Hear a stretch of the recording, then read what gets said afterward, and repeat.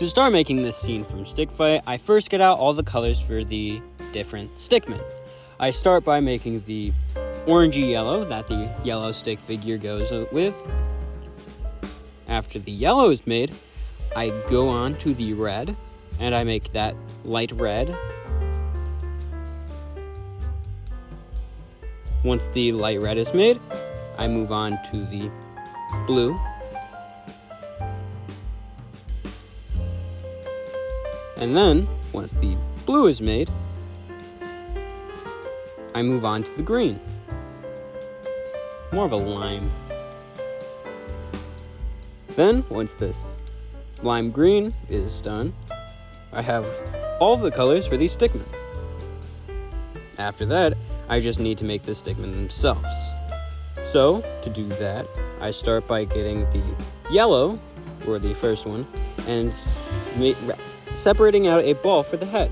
After that, I make a very long worm, and I section it out into a body, 2 legs, and then 1 for the arms.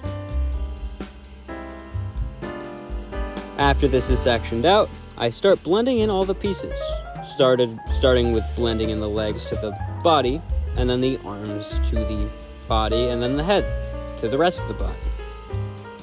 Once all of these are blended in, I simply repeat these steps for every single other one.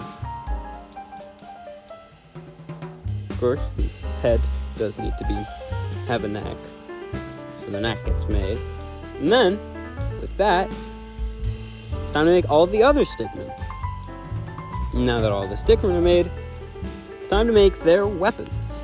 But first, I start with the mini gun, which is just a large cylinder with a piece with a rectangle on the bottom and a handle and a large handle. Then, once the base of this is made, once the handle is on, I get a long worm and cut it into 4 equally sized pieces to make the 4 different barrels.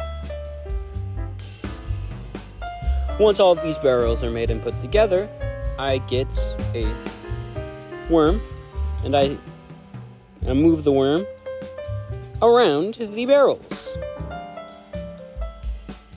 This worm gets wrapped around the entire side and blended into itself specifically, making sure that it is still visibly there. After that, I poke holes into the front of each of the 4 barrels, and I attach it to the back. After that, I put a very long paper clip through it because this is going to need a lot of support to make sure that this can actually stay in the air. After that, I make a spear by making a long worm and then blunting the front to make it into a sphere shape, then making it triangular and with a point at the front. And then it's time for the base.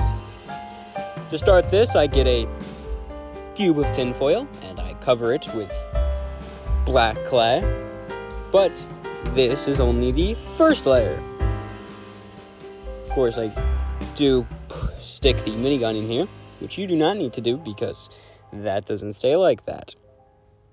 After that, I bulk out all of the visible sides of the cube in order to make sure that there are no obvious gaps.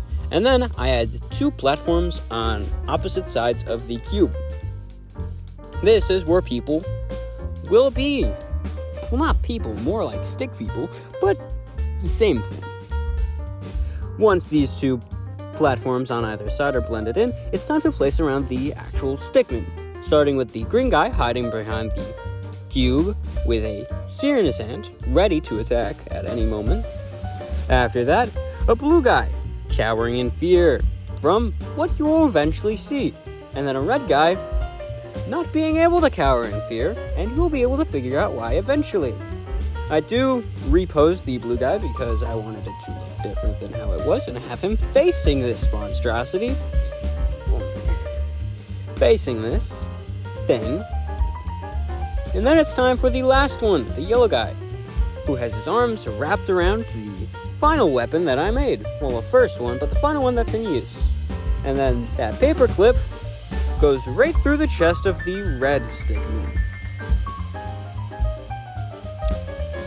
Now, because this is definitely not enough support on it alone, with me not being able to fully stick it through and all. I do need to add some level of support, but what I do also need to add is something to cover up that shiny gray monstrosity.